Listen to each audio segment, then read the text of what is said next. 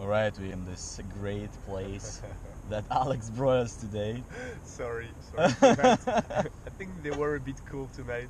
It was pretty amazing to waking up here, and yeah, girls were cold. We were less cold. We had the better sleeping bags, and so yeah, I met Alex around a half a year ago, I guess. Uh-huh. Yeah. And this was a great journey since then. We went on multiple trips, kind of have a lot of connections. Um, he's from France, nearby Paris.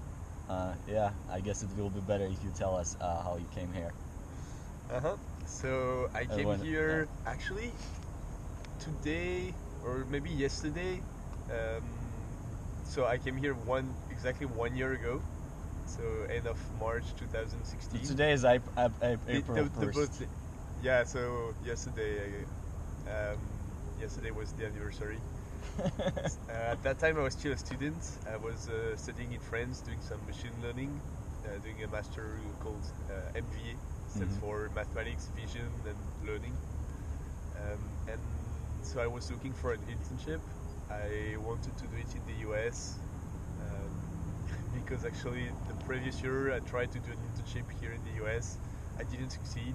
So I wanted to take my revenge and find. I didn't know. I didn't know this fact that the first time was the failure.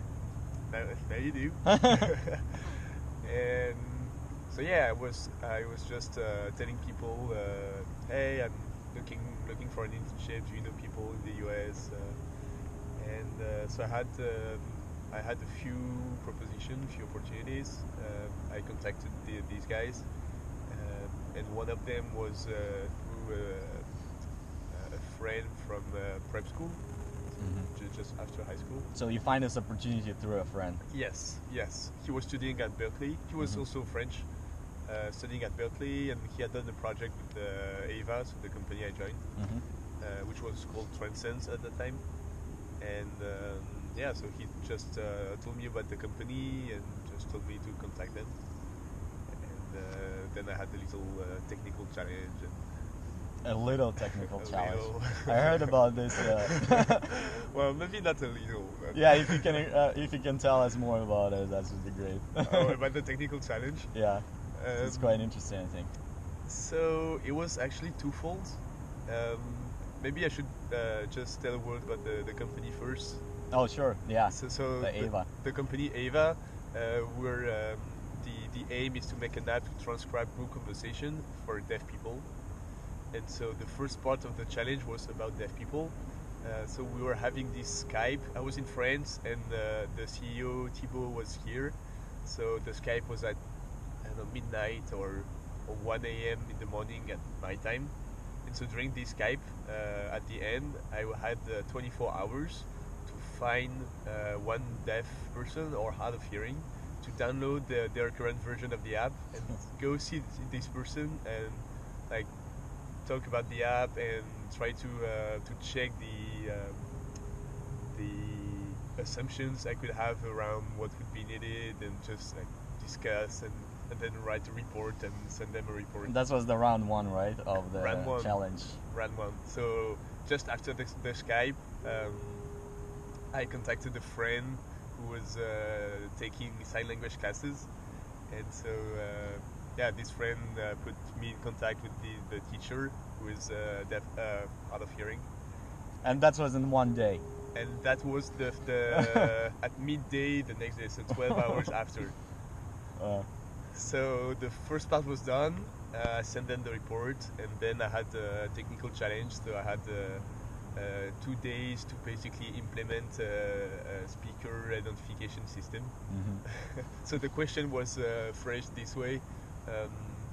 So 2 questions. First, we want to implement a speaker identification system on multiple phones.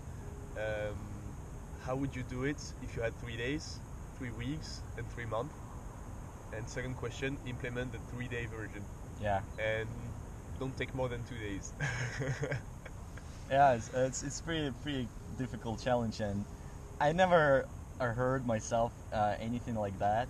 Like people here take interviews, and it's more, like basic or more ordinary abstract, interviews? abstract and Like useless challenges.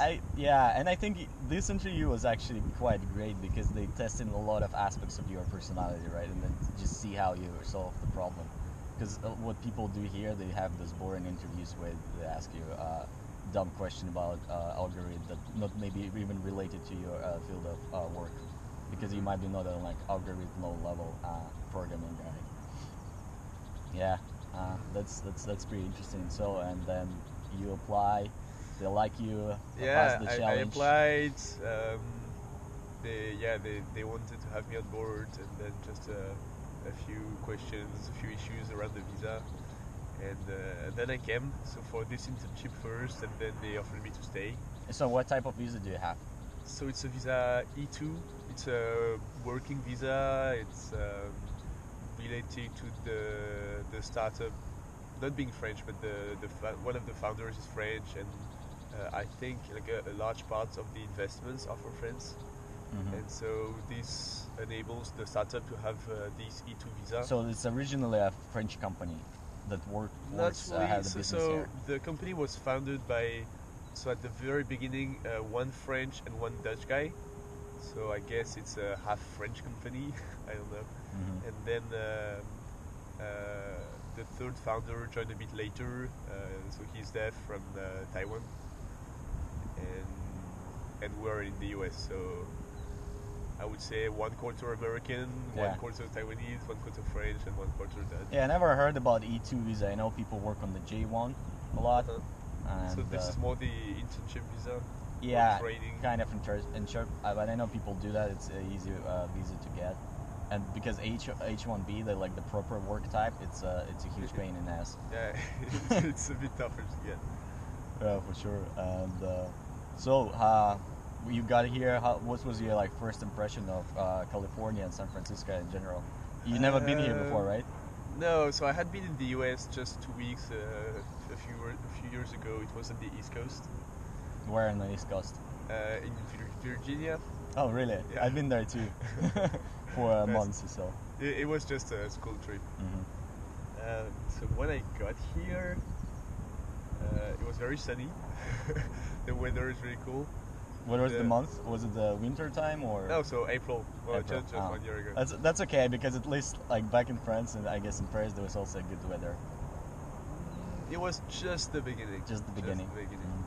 But it was way warmer here.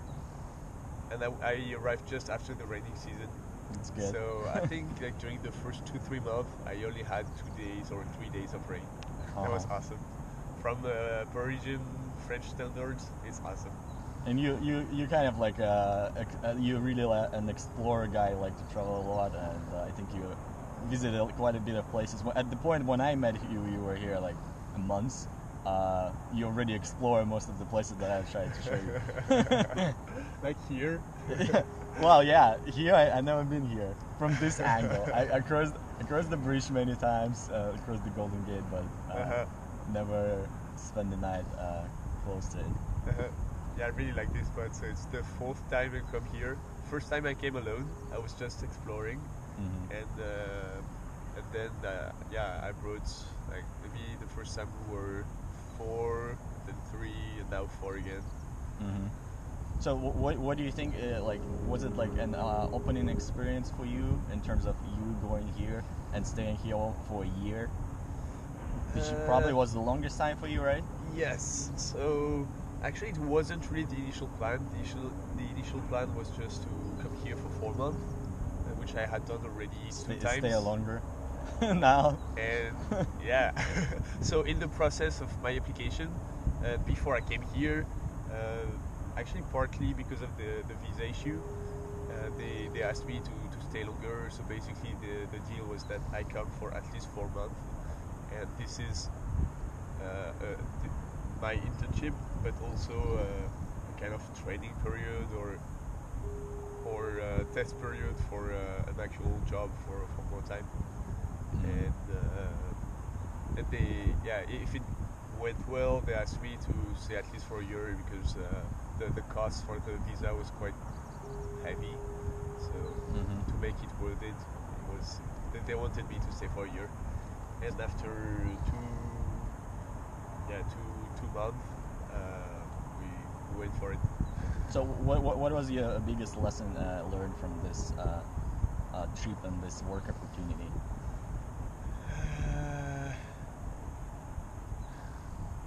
If you can just summarize all your experience in 1-2 sentences. Wow. So maybe just more like life and work related. So for the work, what happened is that when I arrived, I joined a team within the company with 3 people, so two other guys way more experienced than me, and after 2 months they left, so I was alone in this speech team, which wasn't speech anymore. And at the beginning, I was really concerned about the fact that that I had no manager, no one to help me to like know if I'm on the right track, or and to teach me how to properly do stuff, the good practice of coding and all that.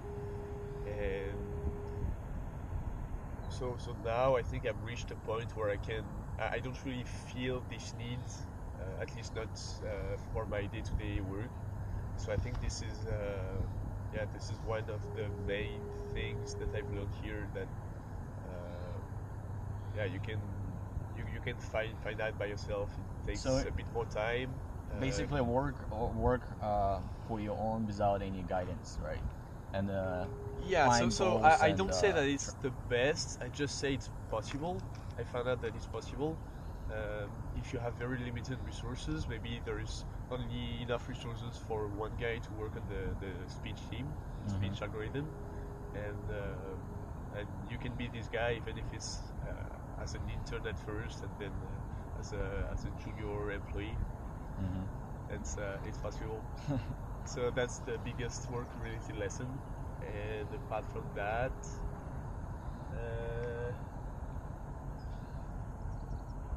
I don't know if it's a lesson or just discoveries. Like discovery. That's exactly what I meant. Discovering people, how American and European have different ways of approaching relationships. Business or in the so for business, I don't really know, but to me it's more obvious for relationships, for the way we see traveling and going.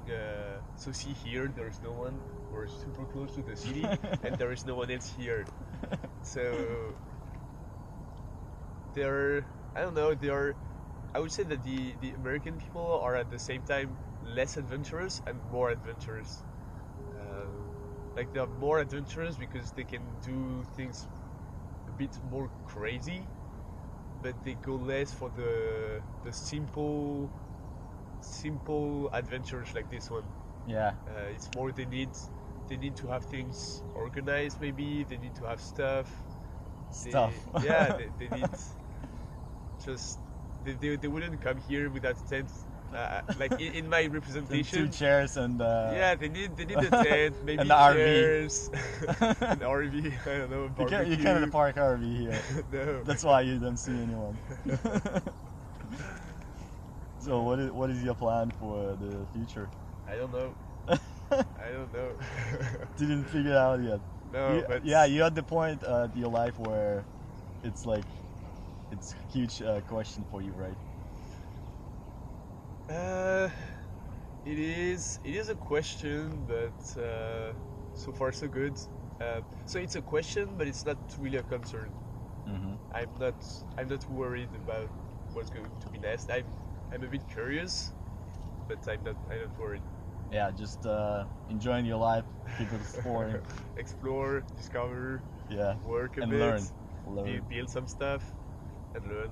Sure. Cool. Thank you so much. Thank you.